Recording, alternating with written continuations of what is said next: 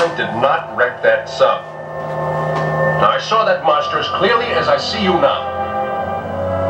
None of the other survivors saw him, Mike. The Navy Board of Inquiry is going to hold you directly responsible for the loss of that sub and the men who died aboard her. Now, how can they? I told you how it happened. Fact still remains, you were running at excessive speed. Now, that's nonsense. The hull was sound and my fuel was working perfectly. But your instruments weren't. You were running blind. Seaview calling flying sub. Seaview calling flying sub. Come in, please. Read you loud and clear. What's the report? All arrangements have been made to conduct the fuel test, Admiral. What's your ETA? We should be ready for berthing at about 1100 hours. Is Gantt with you? Yes. Yes, he is. Good. There should be some surprises in store for him. We'll see you at 1100 hours. Flying sub clear. Now, what was that all about?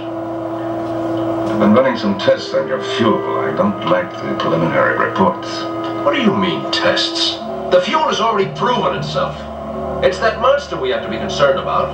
I don't agree. That fuel of yours is a pretty unstable compound. Well, that's hardly news. But I have tested the fuel thoroughly. You also had some cylinders of the fuel in the sub that was sunk. Harry, I don't get what you're driving at.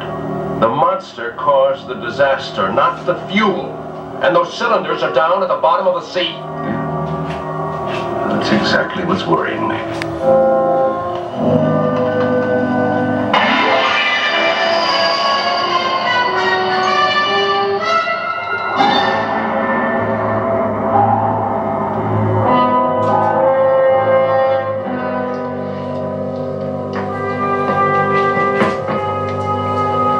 What's this all about, Captain? Oh, well, I think the Admiral is better qualified to tell you. Where is he? He's on the radio phone to the inquiry board. He said to go ahead with the demonstration without him. What demonstration?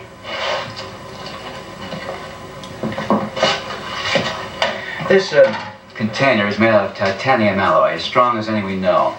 It contains exactly 1 gallon of ordinary seawater. And this is a sample of your fuel. Be careful with that. That amount of fuel could blow this submarine to the angels. Don't worry. It's been diluted to 1/100th strength. Now, I'm going to put one of these tablets into the seawater. One of these equals 1 drop of your fuel. And it's been diluted 100 times. Well, what do you expect to prove? I've already tested my fuel at full strength in seawater. It has absolutely no effect on it. That's right. It's normal pressure. But I'm going to raise the pressure inside this cylinder until it reaches a PSI of approximately 140. That's the water pressure where the test sub is. Right.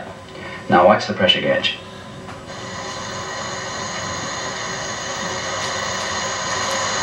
I'm wasting an awful lot of time with all this. Why all this concentration on my fuel when there's seawater plus pressure? That's the catalyst. I never dreamed. Now we know the real monster that's down there. Your fuel cylinders. If seawater corrodes the cylinders at that pressure, there's no telling how much of that gas might be formed.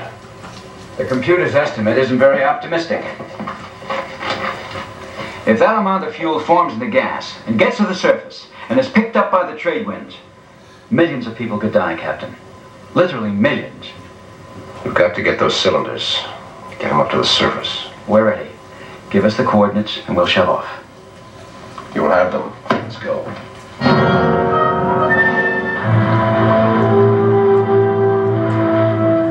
Now, this is the general area, Chip. Let's set a course for here and proceed at flank speed. What's the rest of the plan, Lee? Well, in terms of the vital factor, Chip, the Admiral's going to take Gantt with him on the flying sub. Now, hopefully, they'll locate the wreck and find the cylinders before we arrive at Seaview. I wouldn't depend too much on Gantt. Yes, I know what you mean. Everything I've heard of him, Gantt wants to help just one person. Gantt. That's true, Captain. As far as it goes.